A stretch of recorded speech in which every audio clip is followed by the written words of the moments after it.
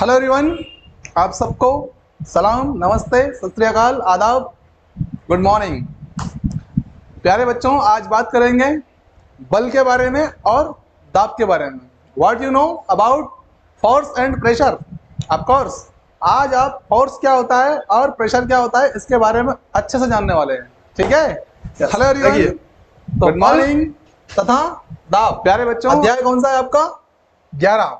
ठीक है, देखो सबसे पहले बल की परिभाषा दी गई है फोर्स की कि किसी भी प्रकार के अपकर्षण, अपकर्षण का मतलब धक्का, धक्का, ठीक है ना, या अभिकर्षण, अभिकर्षण मतलब खिंचाव, खिंचाव। जैसे किसी पंखे को मैं खींच लूं ऐसा नहीं, तो कहीं ना कहीं बल लगाया कि नहीं लगाया मैंने, या फिर इस कैमरे को ऐसे धक्का दे दूं मैं, बल लगाया कि नहीं लगाया मैंने, स्थिति में परिवर्तन आएगा कि नहीं आएगा? आएगा। इसको ही क्या कहते हैं? बल कहते हैं, फोर्स कहते हैं, राइट।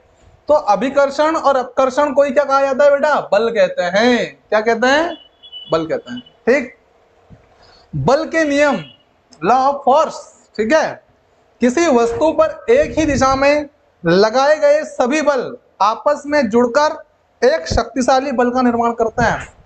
जैसे उदाहरण के लिए कई बार ऐसा होता होगा, देखा होगा आप लोगों ने कि कोई बस है और वो स्टार्ट नहीं हो रही है, तो बहुत सारे लोग मिलकर आगे पीछे से उसको क्या करते हैं? धक्का देते हैं एक दिशा में आगे की ओर, ताकि वो स्टार्ट हो जाए। तो सब लोगों का बल इकट्ठा हो गया कि नहीं हो गया? और यही बल क्या हो गया? शक्तिशाली, पावरफुल फोर्स हो गया है। ठीक है ना? यस। तो लगाए गए सभी बल आपस में जुड़कर एक शक्तिशाली बल का निर्माण करते हैं। क्लियर हो गया? विपरीत दिशा में लगाया गया बल उस वस्तु पर लग रहे बल को कम कर देता है।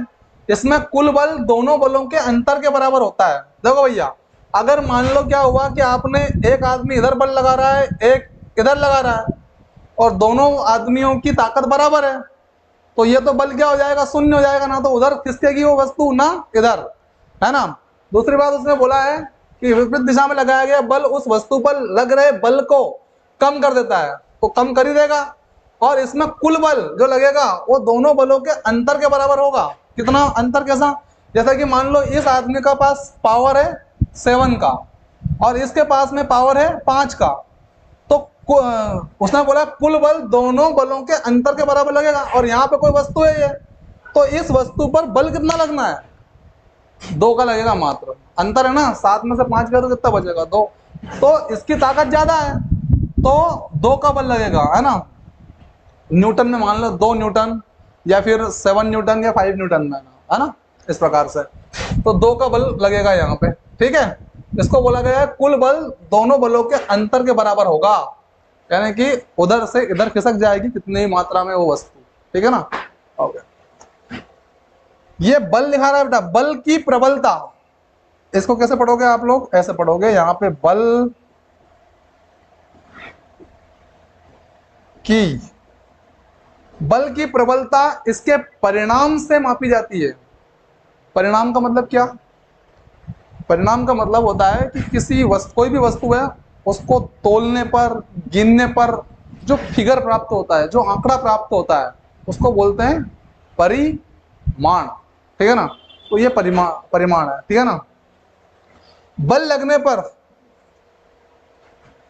बल लगने पर किसी भी वस्तु की आकृति में बदलाव आ जाता है। बिल्कुल आ जाता है।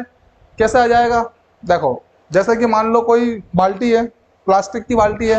अब उस बाल्टी को आपने क्या करा? बल लगाया ऐसा करके, तो क्या कर दोगे? उस बाल्टी को आप संकुचित कर दोगे, सिकोड़ दोगे, तो आकृति में परिवर्तन आया कि नहीं आया? आया।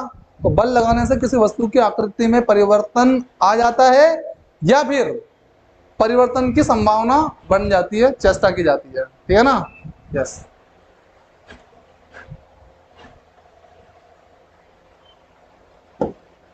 बल लगने पर किसी भी वस्तु की गति में परिवर्तन आता है। बिल्कुल आता है। बल लगने पर परिवर्तन आएगा कि नहीं आएगा? गाड़ी बंद है, अब आपने ताकत लगाई तो धक्का दिया आपने, परिवर्तन आया कि नहीं आया? गति में परिवर्तन हुआ कि नहीं हुआ? स्टार्ट हो गई, चल के दूर चली गई वो। ठीक है ना? गति में परिवर्तन आता है। या धीमी गति से चल रही है और एकदम से धक्का मार दिया आपने, तेज गति से चलेगी वो। ठीक है? ओके। बल के प्रकार, भाई बल मुख्यतः 2 प्रकार का होता है मेन रूप से। एक संपर्क बल होता है, दूसरा असंपर्क बल है, बहुत बार पूछा गया है, ध्यान रखिएगा, संपर्क बल और असंपर्क बल, ठीक है ना। फोर्स कितने टाइप का है, मेनली दो, संपर्क और असंपर्क बल, ठीक है। देखो संपर्क बल की बात करें,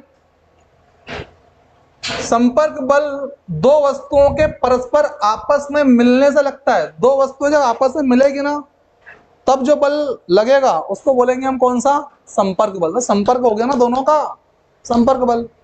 यह बल मुख्यतः दो प्रकारों से हम विभाजित कर सकते हैं, दो प्रकार में हम इसको डिवाइड कर सकते हैं। किस बल को, संपर्क बल को, ठीक है।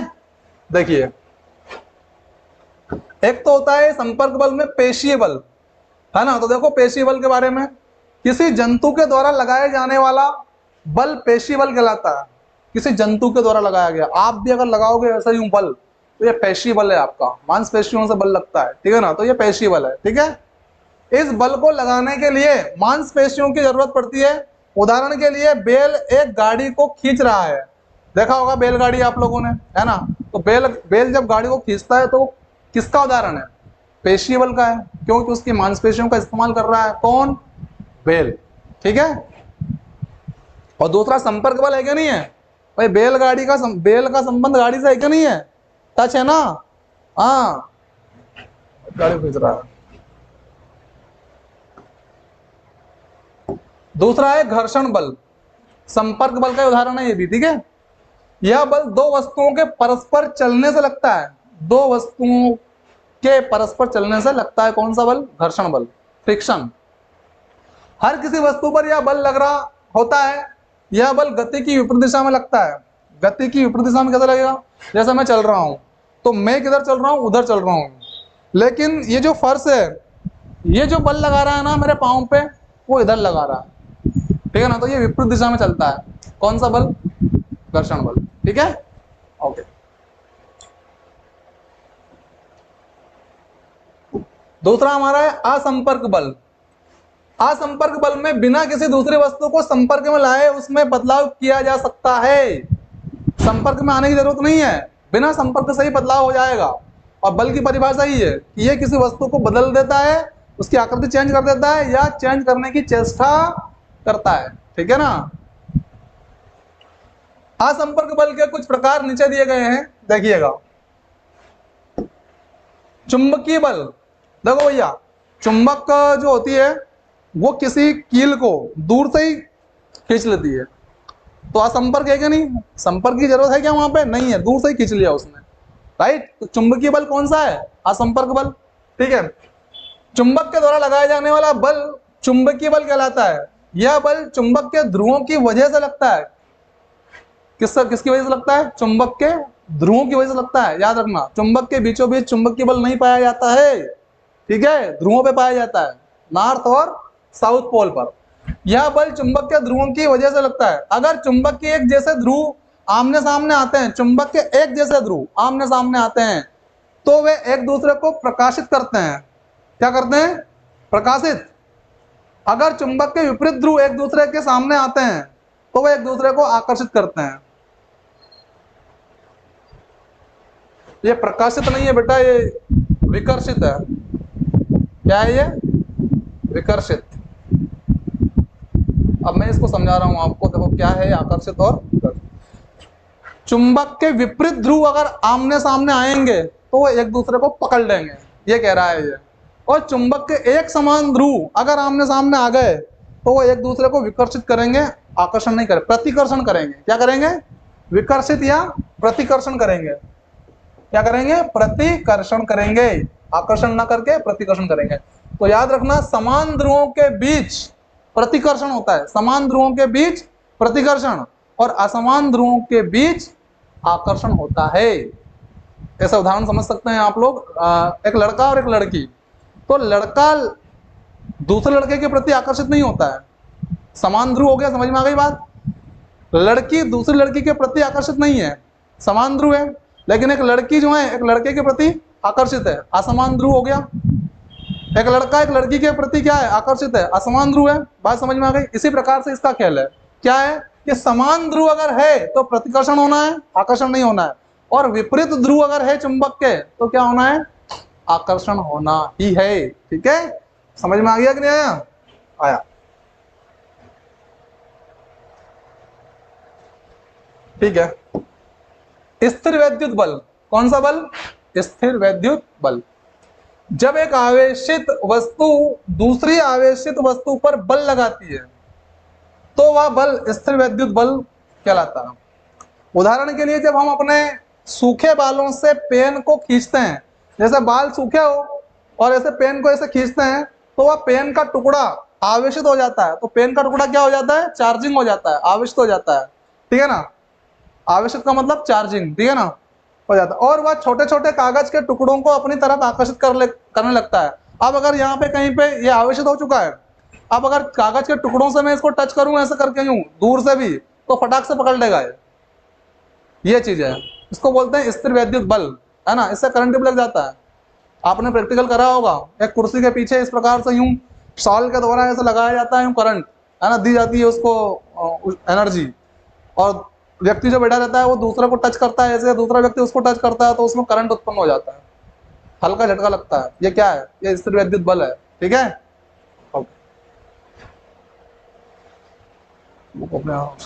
ठीक है। गुरुत्वाकर्षण, ग्रेविटेशनल फोर्स, यह अब तक का सबसे बड़ा बल है बेटा, यह अब तक का सबसे बड़ा बल है, क्योंकि इसी की वजह से हमारा जीवन संभव है। इसी की वजह से, किसकी वजह से? गुरुत्वाकर्षण बल के कारण हमारा जीवन भी क्या है? संभव है। देखो बताया आगे, हमारा जीवन संभव है। यह बल पृथ्वी को सूर्य के चारों तरफ घुमाता है। हमारी जो पृथ्वी है उस पृथ्वी को सूर्य के चारों ओर घुमाया जा रहा है इस बल के द्वारा। ये पृथ्वी है ना, और ये पृथ्वी इस तरह से घूम रही है सूर्य के चारों ओर। किस बल के कारण? गुरुत्वाकर्षण बल के कारण, ग्रेविटेशनल फोर्स के कारण। ठीक है, इसी बल की वजह से चीजें पृथ्वी के ऊपर गिरती है, और इसी बल की वजह से पृथ्वी का यही बल जो है किसी भी वस्तु को अपनी ओर खींच लेता है। जैसे कि ये पेन मैंने ऐसे फेंकी तो ये नीचे ही क्यों आई? ग्रेविटेशनल फोर्स के कारण। ये वहीं भी तो रह सकती थी, ये ऊपर भी जा सकती थी, जब ऊपर फेंकी तो क्यों आई नीचे? बात समझ में आ गई? इसी वजह से आती है। कौन से बल के कारण? गुरुत्वाकर्षण बल के कारण। ठीक है, दाब की बात करेंगे, बल की बात हो गई, अब प्रेशर की बात करेंगे। दाब, किसी क्षेत्र पर लगाए जाने वाले बल को दाब कहते हैं, या एकांक क्षेत्रफल पर लगने वाले बल को ही क्या बोला जाता है बेटा? दाब कहते हैं। किसी क्षेत्र पर लगाए जाने वाले बल को दाब कहते हैं। जैसे मान लो ये एक क्षेत्र है और यहाँ पे मैंने क्या लगा दिया? ये दाब, ये प्रेशर लगा दिया यहाँ पर, या बल लगा दिया इस जगह पर, तो ये क्या हो गया? इसके ऊपर दाब लगा दिया। ठीक है ना, किसी क्षेत्र विशेष पर लगने वाले बल को ही क्या कहा जाता है? क्षेत्र विशेष पर लगाए जाने वाले बल को ही दाब कहा जाता है। ठीक है, दाब का सूत्र है आपका, याद रखिए, काम आएगा आगे आपको। बल बटा क्षेत्रफल, क्या है?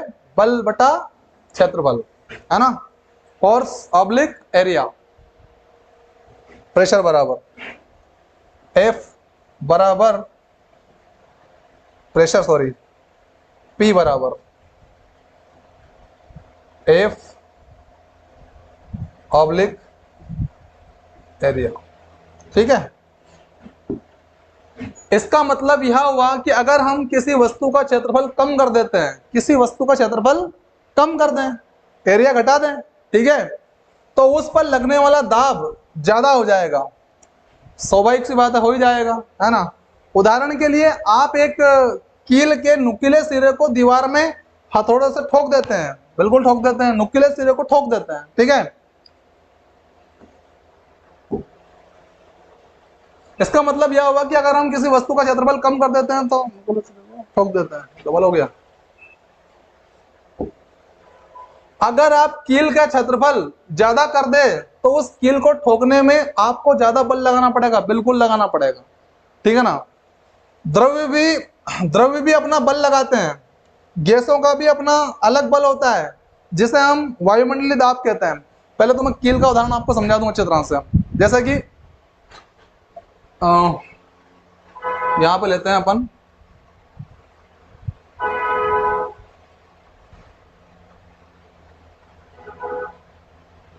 ये सेम हो गया लगभग, लेकिन अब यहां से आपने क्या करा, यहां से हथौड़ा मारा इसमें, ठीक है ना, तो यहाँ पे क्या होता है, कील में एक चोंच होती है, आपको पता है, यहाँ नीचे की तरफ है ना, जिसका क्षेत्रफल कम होता है इस जगह की अपेक्षा। तो क्या होता है, क्षेत्रफल कम होने की वजह से ये जो बल लगाएंगे आप, तो इस बल के कारण क्या होगा, ये फट से अंदर घुस जाएगी। लेकिन अगर इसको मैं उल्टा कर दूं, इस कील को क्या कर दूं, उल्टा कर दूं, तो उल्टा करने के बाद क्या हो जाएगा, इसका जो क्षेत्रफल है यहाँ पे देखेंगे आप लोग, इस प्रकार से हो जाएगा ये, राइट। तो जमीन की ओर क्षेत्रफल बढ़ गया कि नहीं बढ़ गया इसका, किसका, कील का। अब बताओ, आपको यहाँ पे दाब ज्यादा देना पड़ेगा, बल ज्यादा लगाना पड़ेगा, नहीं लगाना पड़ेगा, लगाना पड़ेगा। मतलब बड़ी मुश्किल से ये अंदर घुसेगी ये कील अब, है ना, क्योंकि इसका क्षेत्रफल बढ़ गया है, इसलिए प्रेशर ज्यादा देना पड़ रहा है। और अगर यहाँ क्षेत्रफल कम है तो यहाँ प्रेशर कम देना पड़ रहा है। बात समझ में आ गई। इसलिए क्या होता है, हमने अभी सूत्र बताया आपको, P बराबर F/A, इनवर्स में होता है, फोर्स के इनवर्स में होता है कौन, एरिया, है ना, क्षेत्रफल। ठीक है, ठीक है। आगे आगे देखिए, द्रव्य भी अपना बल लगाते हैं, जो लिक्विड या पदार्थ जो होते हैं वो भी अपना क्या लगाते हैं, फोर्स लगाते हैं। ठीक है, गैसों का भी अपना अलग बल होता है, जिसे हम वायुमंडलीय दाब कहते हैं। गैस जो वायु है उसका जो प्रेशर है उसको क्या बोलते हैं, वायुमंडलीय दाब कहते हैं। बेटा आप जो पृथ्वी पर टिके हुए हो ना, यहाँ पे यूं चल रहे हो फिर रहे हो, ये वायुमंडलीय दाब की वजह से ही है। अगर ये दाब हट जाए आपका तो आप भी उड़ जाओगे आसमान में, ठीक है ना। यस,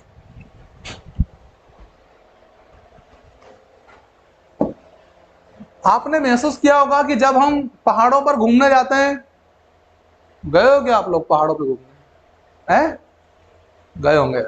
पहाड़ों पर घूमने जाते हैं तो हमें हमारा शरीर हल्का महसूस होता है, जैसे उड़ जाएंगे हम।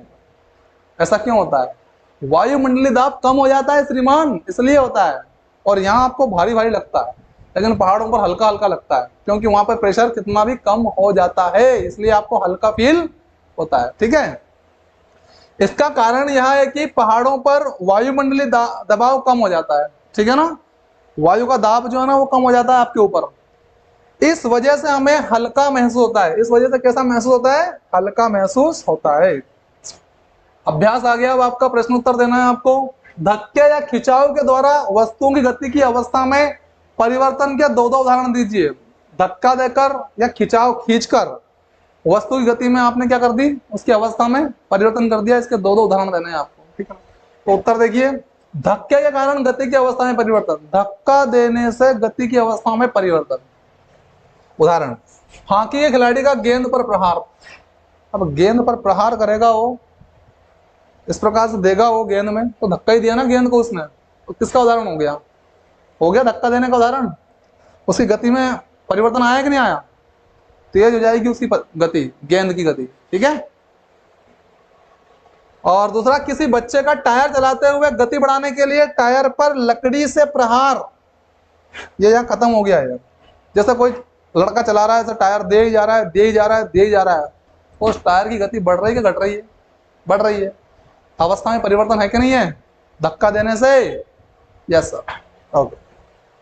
अब देखो दूसरा दिया है, खिंचाव के कारण गति की अवस्था में परिवर्तन। देखते हैं अपन, खिंचाव के कारण गति की अवस्था में परिवर्तन यहां से है।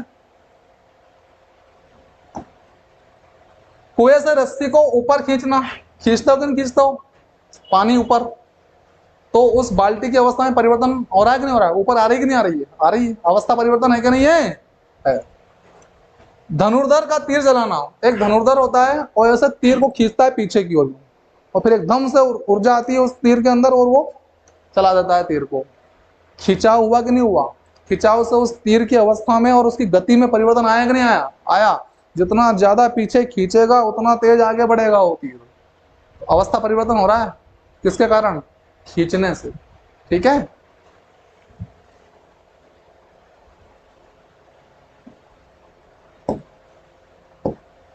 ऐसे दो उदाहरण दीजिए जिनमें लगाए गए बल द्वारा वस्तु की आकृति में परिवर्तन हो जाए। अगर बल लगाएंगे तो उसकी आकृति में परिवर्तन आ जाएगा, ठीक है। तो देखो, रबड़ बैंड खींचना, अगर रबड़ का जो बैंड होता है उसको अगर खींचेंगे तो उसकी आकृति गोल अगर आकृति है, जैसे मान लो ये ऐसा है और इधर से आपने हाथ लगा दिया, इधर से भी हाथ लगाया आपने इसमें, तो ये कैसा हो जाएगा, ये ऐसा हो जाएगा, आया परिवर्तन, यस। रबड़ की गेंद को दोनों हाथों से दबाना, अगर कोई रबड़ की गेंद है और उसको आपने ये मान लो, अब रबड़ की गेंद ही मान लो, अगर इसको दोनों हाथ से आपने, दोनों हाथ लगे हुए हैं आपके, दबाओगे तो कैसी हो जाएगी ये संकीर्ण हो जाएगी। कैसी हो जाएगी? संकीर्ण हो जाएगी। कैसे हो जाएगी कि यहाँ से ये जैसे गेंद है तो ये ऐसे दब जाएगी, दोनों तरफ से क्या हो जाएगी? दब जाएगी। ठीक है ना? तो आकृति में परिवर्तन आया कि नहीं आया? आया। ठीक है ना? निम्नलिखित कथनों में रिक्त स्थानों की पूर्ति कीजिएगा। कुएं से पानी निकालते समय हमें रस्सी को पड़ता है, खींचना पड़ता है। खींचोगे नहीं खींचोगे रस्सी को, अभी तो जल बाहर आएगा। ठीक है? एक आवेशित वस्तु अनावेशित वस्तु को आकर्षित करती है, बिल्कुल करती है। एक आवेशित, कौन? चुंबक एक आवेशित है कि नहीं है ना? और लोहा अनावेशित वस्तु को क्या करेगा? आकर्षित कर लेगा। ठीक है ना? सामान से लदी ट्राली को चलाने के लिए हमें उसके धक्का देना पड़ेगा। उसको क्या देना पड़ेगा? धक्का देना पड़ेगा उसको। किसी चुंबक का उत्तरी ध्रुव दूसरे चुंबक के उत्तरी ध्रुव को प्रतिकर्षित करेगा। बेटा बताया था ना, दूसरे ध्रुव का भी वही है ना, उत्तरी ध्रुव दूसरे चुंबक के उत्तरी ध्रुव, मतलब समान ध्रुव है ना, और समान ध्रुव में क्या होता है? प्रतिकर्षण होता है। असमान ध्रुव में आकर्षण, समान ध्रुव में प्रतिकर्षण। याद रखिए इस बात को। तो ध्रुवों को क्या करेगा? प्रतिकर्षित करेगा। एक धनुर्धर लक्ष्य पर निशाना साधते हुए अपने धनुष को खींचती है। एक महिला धनुर्धर है ना, अपने लक्ष्य को साधने के लिए किसको खींच रही है? वो धनुष को खींच रही है, अपने धनुष को खींचती है। तब वह तीर को छोड़ती है और उसके बाद वो क्या कर देती है? तीर को छोड़ देती है। जो लक्ष्य की ओर बढ़ने लगता है, और वो तीर कहाँ जा रहा है? लक्ष्य की ओर, जिसे वो भेदना चाहती है, वहां पे तीर बढ़ने लगता है। इस सूचना के आधार पर निम्नलिखित प्रकथनों में दिए गए शब्दों का उपयोग करके रिक्त स्थानों की पूर्ति कीजिए। पेशीय बल लग रहा है, संपर्क, असंपर्क, गुरुत्व या घर्षण, आकृति, आकर्षण। बताइए क्या लग रहा है? निम्नलिखित प्रकथनों में अलग अलग तरह से रिक्त स्थान भरना है आपको, इनमें से चयन करना है आपको। ठीक है? नंबर है, धनुष को खींचने के लिए धनुर्धर एक बल लगाती है जिसके कारण इसकी आकृति में परिवर्तन आ जाएगा। आ जाएगा नहीं आ जाएगा? आ जाएगा, आकृति लगेगा इसमें। धनुष को खींचने के लिए धनुर्धर द्वारा लगाया गया बल पेशीय बल है। पेशीय बल लग रहा है कि नहीं लग रहा है? मांसपेशियां का बल लग रहा है इसमें, है ना? तो ये बल कौन सा हो जाएगा? पेशीय बल। तीर की गति की अवस्था में परिवर्तन के लिए उत्तरदायी बल का प्रकार, बल का उदाहरण है। तीर की गति की अवस्था में परिवर्तन के लिए, तीर की गति में की अवस्था में परिवर्तन हो रहा है कि नहीं हो रहा है? हो रहा है। उसके लिए उत्तरदायी बल का प्रकार, बल का उदाहरण है संपर्क बल। भाई खींच रहा है कि नहीं उस तीर को, तो संपर्क में है कि नहीं है? वो संपर्क बल। ठीक है? जब तीर लक्ष्य की ओर गति करता है तो इस पर लगने वाले बल तथा वायु के कारण होते हैं। क्या होते हैं? वायु के गुरुत्वाकर्षण के कारण। वायु का गुरुत्व लगता है भैया, वायु का गुरुत्व। समझिए एक बार और, जब तीर लक्ष्य की ओर गति करता है तो इस पर लगने वाले बल तथा वायु के गुरुत्व के कारण होते हैं। क्या होते हैं? गुरुत्व के कारण क्या होता है? देखो, होता यह है कि जैसा आपने तीर छोड़ा, तो ये तीर हमेशा याद रखना, जब भी कोई तीरंदाज जो होता है अपने लक्ष्य को भेदता है ना, तो उससे कुछ ऊपर रखता है अपने निशान को। जैसे मैं इस कैमरे को भेद रहा हूं, तो मुझे हल्का सा क्या रहेगा? थोड़ा सा ऊपर रखना पड़ेगा। क्यों? क्योंकि ये तीर यहाँ से छोड़ूंगा ना मैं, तो जाते समय पे ये क्या करेगा? जो ग्रेविटेशनल फोर्स है ना, वो इसको नीचे की ओर खींचेगा। इसलिए जो जहां पे आपको निशाना लगाना है, उससे थोड़ा सा ऊपर लेना पड़ता है अपने लक्ष्य को, तब जाकर वहां लगेगा। क्यों? क्योंकि ग्रेविटेशनल फोर्स कहीं ना कहीं इसको खींचेगा। ठीक है? समझ में आ गया?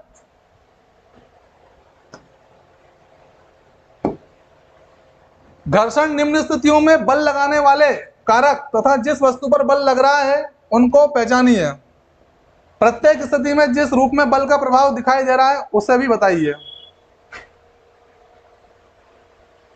निम्न स्थितियों में बल लगाने वाले कारक तथा जिस वस्तु पर बल लग रहा है उनको पहचानिए, और प्रत्येक स्थिति में जिस रूप में बल का प्रभाव दिख रहा है उसे भी बताइए। ठीक है?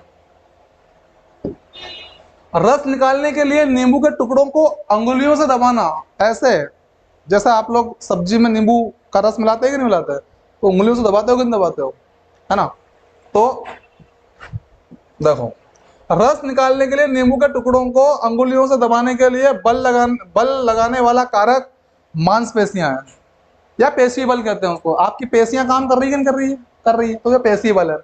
तथा बल नींबू पर लग रहा है, और बल के प्रभाव से नींबू की आकृति में परिवर्तन भी हो रहा है कि नहीं हो रहा है? आकृति में परिवर्तन से नींबू का रस निकलता है, और उसकी जैसे जैसे आकृति परिवर्तित होती जाएगी, रस निकलता जाएगा, रस निकलता जाएगा, और आपका स्वाद बढ़ता जाएगा। बढ़ेगा कि नहीं बढ़ेगा? बढ़ेगा। ठीक है।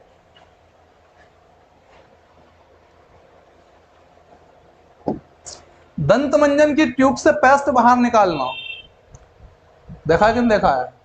देखा है, हाँ, ठीक है। तो दंत मंजन की ट्यूब से पेस्ट बाहर निकालने के लिए बल लगाने वाला कारक मांसपेशी बल ही है, वही पेशी बल है यहाँ पे भी। तथा बल ट्यूब पर लगता है, जिससे ट्यूब की आकृति में परिवर्तन से पेस्ट बाहर निकल जाता है। आपके पास में ये एक ऐसा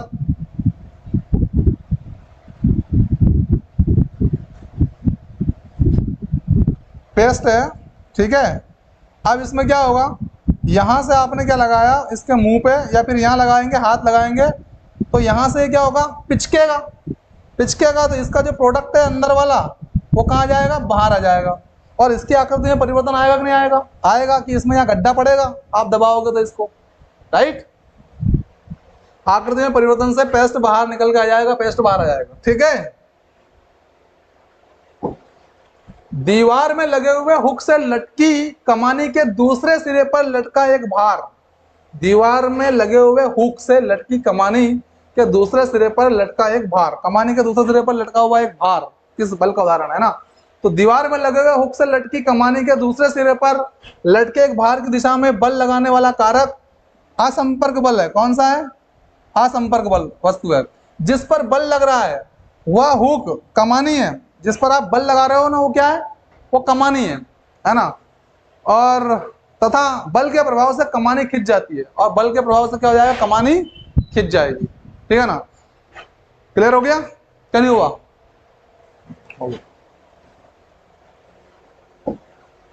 ऊंची कूद करते समय एक खिलाड़ी द्वारा एक निश्चित ऊंचाई की छड़ बाधा को पार करना, जैसे ऊंची कूद पे जैसे अपन रस्सी पकड़ लेते हैं, पकड़ लेते हैं, फिर खिलाड़ी आता है उसको कूद जाता है ना, ठीक है। तो यहाँ धावक के दौड़ने अर्थात गति के कारण शरीर को अतिरिक्त बल प्राप्त हो जाता है। दौड़ने से क्या होता है, उसको अतिरिक्त बल प्राप्त हो जाता है, ठीक है ना, जिससे वह अपने शरीर को आवश्यक ऊंचाई तक उठा सकता है।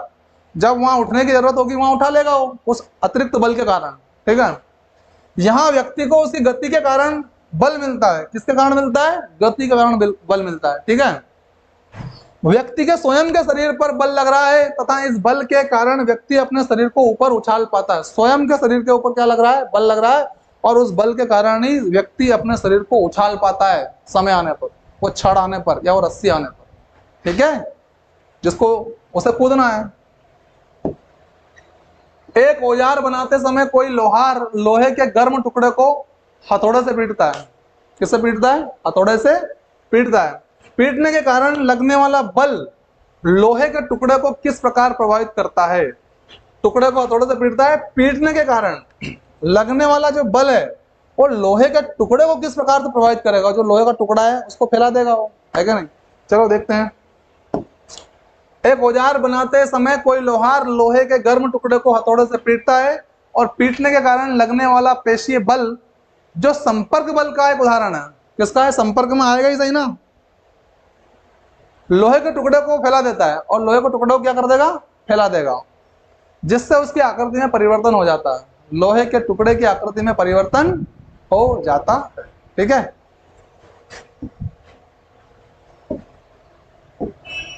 एक फुलाए हुए गुब्बारे को संश्लिष्ट कपड़े के टुकड़े से रगड़कर, फुलाया हुआ गुब्बारा है, ठीक है ना, उस गुब्बारे को संश्लिष्ट कपड़े यानी कि मानव निर्मित कपड़े, ठीक है ना, के टुकड़े से रगड़कर, कपड़े के टुकड़े से रगड़कर एक दीवार पर दबाया गया। कहाँ लगा दिया गया? उस कपड़े को दीवार पर लगाया गया, और यह देखा गया कि गुब्बारा दीवार से चिपक जाता है। यह देखा गया कि गुब्बारा जो था वो कहाँ चिपक गया? दीवार से चिपक गया, ठीक है ना। ठीक है, बताते हैं हम आपको इसका। प्रश्न है इसके ऊपर कि दीवार तथा गुब्बारे के बीच आकर्षण के लिए उत्तरदायी बल का नाम बताइए। कि ये दीवार और गुब्बारे में जो आकर्षण हुआ वो किस बल के कारण हुआ, ठीक है। तो एक फुलाए हुए गुब्बारे को संश्लिष्ट कपड़े के टुकड़े से रगड़कर एक दीवार पर यदि दबाया जाता है, गुब्बारे को दबाना है, ठीक है ना, तो वह दीवार से चिपक जाता है। इस दिशा में दीवार तथा गुब्बारे के बीच आकर्षण के लिए उत्तरदायी बल स्थिर वैद्युत बल बल है। कौन सा बल है बेटा? स्थिर वैद्युत बल। मेन बल जो है ना आपका वो कौन सा है? स्थिर वैद्युत बल है, ठीक है। तो आपसे पूछा जा सकता है यहाँ पर कि जो दीवार है और जो गुब्बारा है उन दोनों के बीच लगने वाले बल का नाम बताइए आप। तो आप बताएंगे स्थिर वैद्युत बल। कौन सा बल? स्थिर वैद्युत बल, ठीक है ना।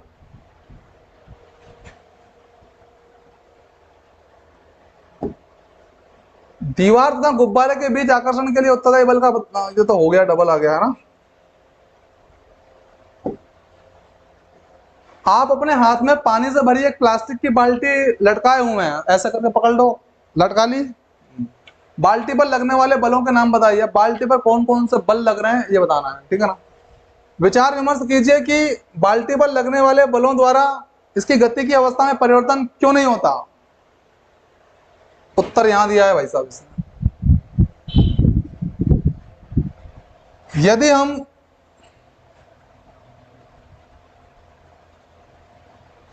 यदि हम अपने हाथ में पानी से भरी एक प्लास्टिक की बाल्टी लटकाए हुए हैं तो बाल्टी पर लगने वाले बलों के नाम, पहला है गुरुत्व बल, दूसरा है तनाव बल। बाल्टी पर लगने वाले बलों द्वारा इसकी गति की अवस्था में परिवर्तन इसलिए नहीं आता है, मेन चीज तो क्या है इसमें? गुरुत्व बल है। दूसरी बात यह है कि तनाव बल जो है, तना हुआ है ना हाथ अपना, बाल्टी अगर भरी हुई है तो तना हुआ रहेगा हाथ, है ना। तो तनाव बल बाल्टी पर लगने वाले बलों द्वारा इसकी गति की अवस्था में परिवर्तन इसलिए नहीं आता क्योंकि इस दिशा में लगने वाला कुल नेट यानी कि जो फिक्स बल वो शून्य है। इसकी दिशा में लगने वाला जो बल है ना वो कैसा है? वो शून्य है। इसलिए क्या नहीं आता है? अवस्था में परिवर्तन नहीं आता है, इसकी गति की अवस्था में परिवर्तन नहीं आता है क्योंकि बल कैसा है? शून्य। और जब शून्य रहेगा बल, मैंने उदाहरण दिया था आपको कि एक बल इधर लगाया जाए मान लो और एक बल इधर लगा लिया जाए और दोनों की मात्रा अगर बराबर हो तो फिर वो जो प्रोडक्ट है बीच वाला वो कहीं भी नहीं खिसकेगा, ना तो इधर और ना इधर, ठीक है।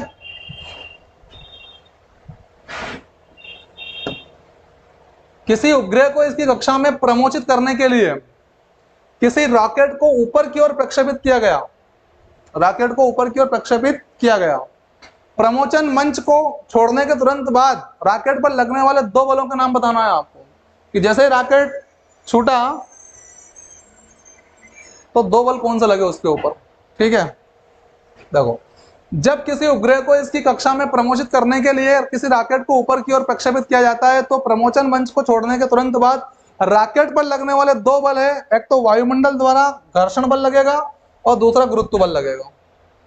वायुमंडल वायु से टकराएगा ना, वो कहीं ना कहीं वायु तो उसको संपर्क में आएगी, तो वायुमंडलीय बल है ना, वायुमंडल द्वारा घर्षण बल और दूसरा गुरुत्व बल, है ना। तो ये दो बल लगेंगे इसके ऊपर।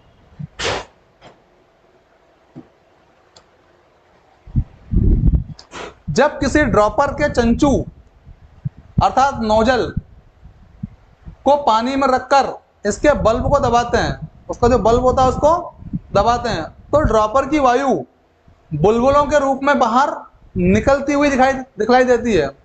बल्ब पर से दाब हटा लेने पर ड्रॉपर में पानी भर जाता है। जैसे आप दाब या प्रेशर हटाओगे तो बल्ब में क्या भर जाता है? पानी भर जाता है। ड्रॉपर में पानी के चढ़ने का कारण क्या है? जो ड्रॉपर है उसमें पानी का चढ़ने का कारण बताना है। पानी का दाब है, पृथ्वी का गुरुत्व है, रबड़ के बल्ब की आकृति है या वायुमंडलीय दाब है? वायुमंडलीय दाब। क्या है आंसर आपका? वायुमंडलीय दाब रहेगा, जिसकी वजह से ड्रॉपर में पानी चढ़ जाएगा, ठीक है ना, बल्ब में पानी घुस जाएगा।